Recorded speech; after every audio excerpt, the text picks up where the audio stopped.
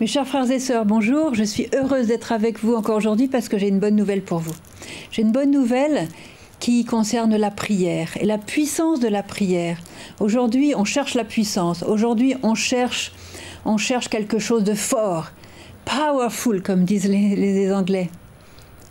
La puissance, elle est dans la prière. La vraie puissance, elle est dans la prière. J'ai une histoire à vous raconter qui concerne à Medjugorje un des voyants. Vous savez qu'il y a 6 voyants à Medjugorje et le plus jeune, le plus petit, s'appelle Yakov. Et quand les apparitions ont commencé, le petit Yakov avait à peine 10-11 ans et il était seul de sa famille, tout petit, très pauvre. C'était un enfant des rues, il faut bien le dire, sans éducation.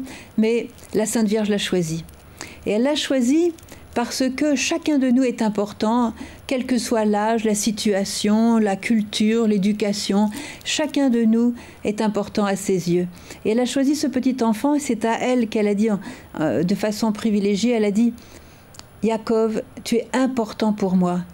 Yakov, j'ai besoin de toi. » Alors, comme il était petit et qu'à l'époque, il y avait encore les gardes de la milice communiste à Medjugorje, il roulait un petit peu les mécaniques, comme on dit, devant la milice. C'était des grands malabars à côté de lui, des grands hommes forts. Et ça, moi, je suis important pour la Sainte Vierge. Voilà. Et un jour, la Vierge, pendant une apparition, il avait donc ses apparitions quotidiennes à l'époque, la Sainte Vierge lui a dit « Tu sais, Yakov, il faudrait que tu pries constamment. » Mais tu as des petites prières comme « Jésus, je t'aime »,« Jésus, je t'adore »,« Oh, mon Père, je m'abandonne à toi »,« Oh, Marie, viens, j'ai besoin de toi »,« Oh, Marie, je t'aime beaucoup »,« Mon ange gardien, viens, aide-moi ». Voilà, des petites prières jaculatoires comme ça qui habitent ton cœur et qui remplissent ton cœur. Toujours, tu dois le faire, par exemple, quand tu vas à l'école, quand tu reviens de l'école, quand tu rentres chez ta maman, quand tu vas jouer avec tes amis, quand tu vas t'endormir, quand tu vas faire ta toilette. Voilà, que ta journée soit parsemée de ces petites prières.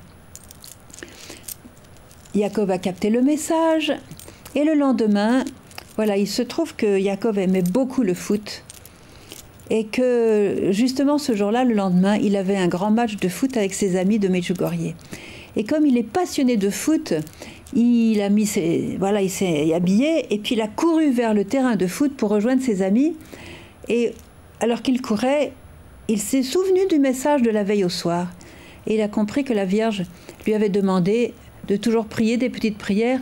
Alors il s'est dit « Ah, j'ai pas envie de prier, j'ai envie de courir, on va tout de suite commencer le match ». Mais quand même, il s'est arrêté. Par amour de la Sainte Vierge, il s'est arrêté et à toute vitesse, il a récité un « Je vous salue Marie ». Et puis vite, il est parti jouer avec ses amis. Dans la soirée, la Vierge lui apparaît comme d'habitude et elle lui dit « Yakov, je te remercie. Parce que je te remercie pour la prière que tu m'as offerte. » Alors, à ce moment-là, elle l'a emmené en Chine. Je ne sais pas comment ça s'est produit. Il s'est retrouvé en Chine avec la Sainte Vierge. Et la Sainte Vierge l'a fait entrer dans une maison chinoise. Et il y avait une pièce. Ils sont entrés dans cette pièce et dans cette pièce, il y avait un lit. Et sur ce lit, il y avait un homme. Cet homme était allongé sur le lit et la Vierge lui dit « Tu vois, Yakov, cet homme, eh bien, il est mort. » Et tu vois, c'était un très mauvais homme. Un homme très très méchant et très mauvais. Et il allait en enfer. Mais grâce à la prière que tu m'as offerte hier soir, eh bien, ou aujourd'hui, eh bien, j'ai pu utiliser ta prière et je lui ai inspiré un moment de repentir, grâce à ta prière. Et il n'est pas en enfer. Il a eu un moment de repentir et maintenant cet homme est sauvé. Pour l'éternité, il est sauvé. Et Yakov a dit « Waouh ! Un homme qui va changer toute son éternité parce que j'ai offert un « Je vous salue Marie » à la Sainte Vierge. » Extraordinaire. Il était complètement bluffé. Alors, si je raconte cette histoire, c'est parce que pour nous, c'est pareil. La Vierge nous a dit « Chers enfants, si vous saviez la valeur de la moindre de vos prières, vous prieriez sans cesse. » Chers enfants, j'ai besoin de vos prières.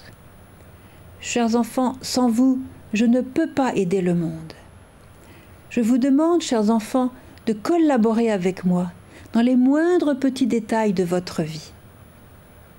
J'ai besoin de vous pour réaliser pleinement mes plans. Aidez-moi. Je recherche vos prières. Et elle ajoutait, chers enfants, lorsque vous avez prié, vous êtes tellement plus beaux. Parce que la prière nous donne la beauté. La prière nous donne le repos. Quelle erreur de penser, oui, je suis fatigué, je ne peux pas prier, je suis trop fatigué. C'est une grande erreur parce que par la prière, vous allez reposer votre âme et votre corps. Que votre prière, chers enfants, soit nourriture pour chaque jour dans votre vie. Dans la prière, la Vierge nous dit, c'est un dialogue avec Dieu. C'est une conversation avec Dieu. Alors pour prier, il ne suffit pas seulement par exemple, de prendre son chapelet. Allez, je vais prier, alors je prends mon chapelet, allez, Notre Père qui es aux cieux, que ton nom soit sanctifié, en ayant hâte que le chapelet se déroule et qu'on ait fini. Non, dans la prière, nous nous adressons à une personne. Commencez votre prière avec un temps où vous allez regarder la personne intérieurement. Vous n'allez pas prier devant un mur, vous n'allez pas réciter une prière avec votre esprit qui est ailleurs. Vous allez regarder la personne. Si vous priez Jésus, imaginez Jésus qui est devant vous, qui vous attend, qui vous a appelé à la prière. Si vous priez le Père, mettez-vous dans les bras du Père, abandonnez-vous dans les bras du Père.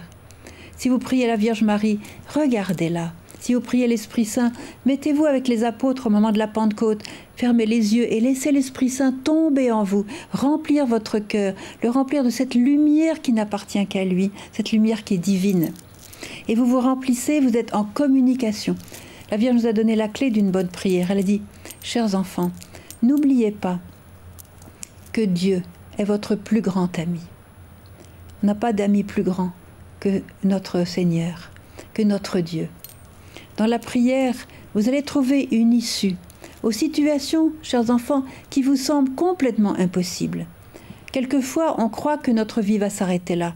Quelquefois, on croit qu'avec cette immense montagne du problème qu'on a, on ne va pas pouvoir continuer, on ne va pas pouvoir traverser ce problème, on ne va pas pouvoir survivre à ce problème. On va être écrasé.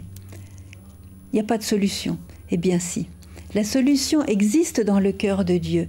Et il suffit de se mettre à genoux et dire, Seigneur, regarde, je ne comprends plus, je ne sais plus quoi faire, je suis perdu, aide-moi. Et dans la prière, vous allez connaître la volonté de Dieu, nous dit la Vierge.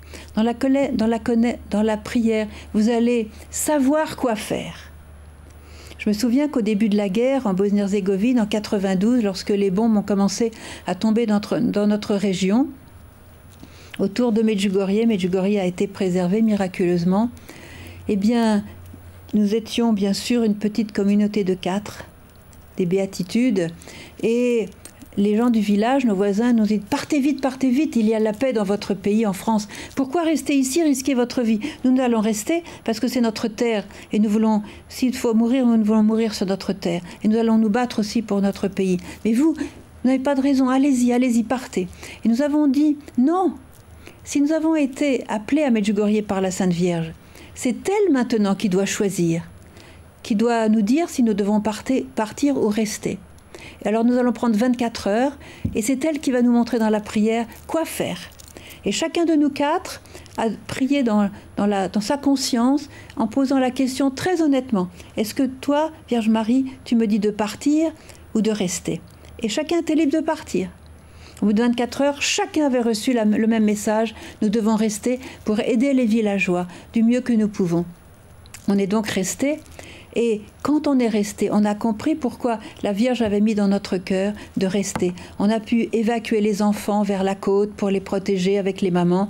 On a pu aider les personnes qui restaient dans le village, qui étaient âgées, qui ne voulaient pas partir, en faisant venir des denrées de la France par des camions, etc. Les véhicules qui pour transporter des pèlerins avant, maintenant se sont mis à faire des véhicules de nourriture, de denrées indispensables. Et nous avons pu aider le village. Tout simplement parce qu'à ce moment-là, nous avons dit à la Sainte Vierge, allez, dis-nous ce que nous allons faire, dis-nous ce que toi tu voudrais que l'on fasse. Et dans la prière, nous avons pu agir et être instruments. Et n'oubliez pas ce message, que la Vierge a besoin de nous.